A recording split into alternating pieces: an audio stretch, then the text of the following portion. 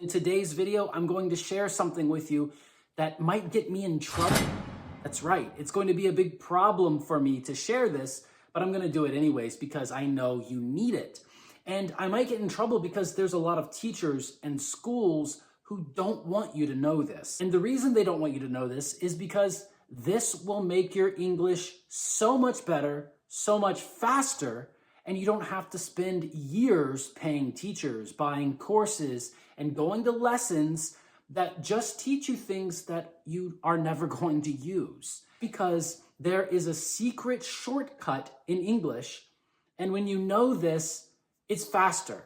When you know this, you just get results and you can go use English in your real life instead of learning things that don't help you.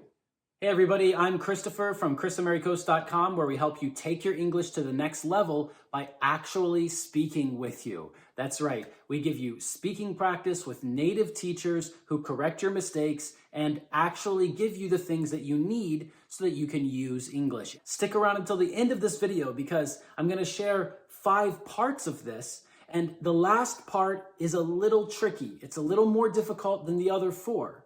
And you'll need all 5 for you to really understand English. So let's get started. First of all, you need to know that in English, there are a lot of verb tenses. Most teachers are going to tell you that there's 12 verb tenses in English, and they're wrong because they're just thinking about active voice verb tenses. And in the active voice, there's actually more than 12. There are other structures that don't fit nicely into the box of 12 verb tenses. But for the most part, there are 12. And then there are also 12 passive voice tenses. And so you need to know active and passive and all of this other stuff if you listen to standard books and courses and teachers. But is that true? Is that really true? Do you really need to learn all of that stuff just to speak English with someone? No. And that's why they're not gonna like that I'm sharing this video with you, okay? But make sure you save this video, like this video, comment on this video so it will show up for you, and let's jump right in because you really need this, and I don't care that I'm gonna get in trouble for it, okay? So the first thing that you need to know is that 95% of English uses only 5 verb tenses. You don't need 12, you don't need 24, you don't need even more than that. You need 5. And with 5 verb tenses, people will understand you, you will understand other people. Now, sure, sometimes using just these 5 verb tenses is not correct. And that's why you need to hear this. You don't actually want to just be correct, right? You want to use English to communicate with people, and you want to communicate with them to get a result. There's something that you're trying to do or achieve, and that's why you're communicating. And so these 5 verb tenses give you everything that you need to communicate effectively. Yes, there are other verb tenses, but these 5 are the main ones that are used in 95% of the language. So focus on these 5, and when you master these 5, the other ones will be easier, and you don't really need them because people can even understand you when you make mistakes. Yeah, if you make a mistake with the other verb tenses, if you use these 5 that I'm going to tell you, instead of using one of the other ones, people can still understand you in most cases. So the first one is present simple. You need to be able to describe things that happen regularly or things that happen never or sometimes or usually or rarely. Present simple gives you that. Like when you say, I go to work every day, or when you say, I eat spaghetti, right? So these are just regular things, regular actions, and you can think of this as a cycle that regularly happens, right? And so we can use a word like regularly or often or never or seldom or frequently. All of these words tell us what kind of cycle this is, if this cycle happens all the time or it doesn't happen all the time.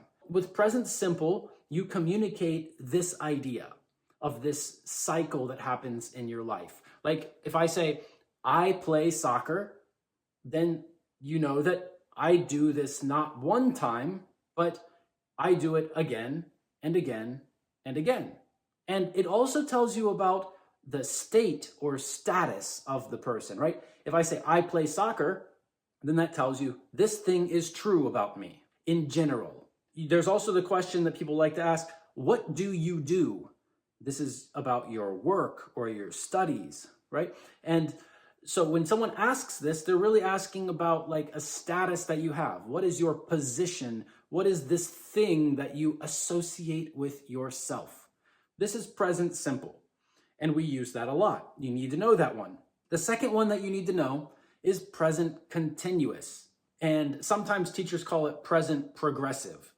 Present continuous is what happens right now, at this moment. What is happening? Let's compare what I just said. What happens is present simple, and this is a regular thing. It happens regularly. It's a cycle. But when we say what is happening right now, this means that it's in the present moment, right? It's in the moment, and it doesn't mean that it's a cycle that will happen again. It just means that it continues from present into the future. Because the present moment moves with us, this action is moving with us. So we can say, I am making a video. I am speaking to you, right? If you're at work right now and you are working, that means in this moment, this is true about you, but it does not mean that it's always true about you.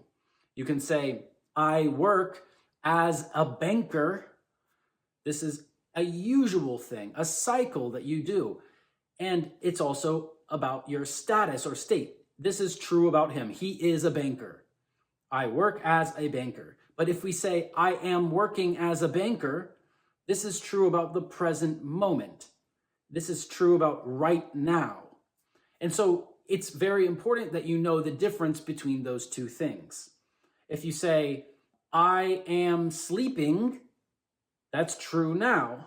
But if you say, I sleep, this is just something that happens regularly, and it does not mean in this moment you are sleeping. If you came to me and you say, Chris, I sleep, I would say, I sleep too. But you can see that I am not sleeping right now. And if you were sleeping, then you wouldn't say I am sleeping, because you can't speak when you're sleeping unless you're sleep talking, right? Talking in your sleep. That's for another video, I guess. Okay, so the first two tenses that you need to know are present simple and present continuous. The next one you need to know is past simple. This is like when you say, I slept yesterday, I worked yesterday, I ran yesterday. And we usually have a past time that we say, like I'm saying yesterday. We could say 2 weeks ago, last month, 5 minutes ago. All of these are past time periods, and they tell us that we're going to use past simple. It's a finished action that happened in the past. It's not happening now. If we say, I slept yesterday, it does not mean that I'm sleeping now. And it means that that time of sleeping yesterday is finished. Past simple is very important just to tell us that this is not about now. It's not about a regular thing that happens. It's just a finished event or action in the past. And it's not happening now. It's not true now. That's a very important one because it is different from present. Also, the fourth verb tense that you need is future simple. And in future simple, you use the word will. Now, there are different situations when you might need to say going to, or you might use the present to talk about the future. But if you say will, everyone will understand that you're talking about the future, even if it's not correct. This is why it's so important to focus on understanding people and being understood by people. That is the most important goal of learning a language. It's not about being correct. It's not about being right. You can effectively communicate what you want to say to someone else just by focusing on these simple verb tenses that give you so many things that you can say. And just adding will in front of the verb will make it future. So you can say, I will work tomorrow. I will go to school. I will sleep at night, right? And everyone will understand what you are saying. That's so important. English is not about being correct. English is about communicating an idea, understanding, and being understood. And so the fifth verb tense that you need, right? The five that I'm telling you about in this video, these are ones that you need because if you make a mistake with these five, people can misunderstand you. They can think that you're saying something different that you don't want to say. But if you use these five correctly, then people will understand almost everything that you want to say, even if you make other mistakes. And the fifth verb tense that you need is present perfect. Now, this one is the hardest for English learners because it sounds a little bit like present and it sounds a little bit like past. And that's because there are two different points in time that we're talking about when we use present perfect. You can go over to our channel where we have over 500 video lessons and you can watch the lessons about present perfect. There are lessons that I've taught live teaching students about present perfect. There are video lessons like this where we talk specifically about present perfect or the differences between present perfect and past simple. So it's a really good idea to go watch those videos too. Subscribe to this channel so that you go and see all of the videos. And when you log into YouTube, our videos are showing up for you. So you get the most important ones that are going to help you become fluent. Present perfect is different from past simple. In past simple, we said, I slept, right? I slept. That's finished. That's in the past. If we say, I have slept, using present perfect, I have slept, then this shows us the result now of something that we did in the past. So I slept yesterday, and now I have energy. Now I'm awake. And we can say, I have slept. And the result of having slept is seen now. And so that's why it's a little confusing and difficult for English learners to use because there are 2 points in time that we're talking about, right? With the other verb tenses, we were really just talking about one. With present simple, we're talking about now, but it's a bigger now. It's a now that's a cycle that continues, that repeats, right? With present continuous, we're talking about right now, in this moment. With past simple, we're talking about one past moment, one time in the past that's finished. With future simple, we're talking about one point in time in the future. And with present perfect, we're talking about 2 points in time. So that's different. We're talking about a present moment and a past moment, something that came before.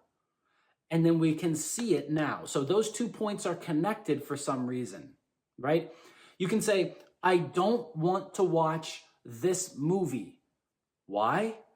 I have watched it before. That means sometime in the past, I watched it. And now it's true that I know this movie because I've already watched it, right? So those 2 points in time are connected. And that's why if you say past simple, it doesn't connect to the present and a person can misunderstand you if you use that incorrectly. So there are some situations where using present perfect and using past simple are very important in the differences that they will communicate to someone.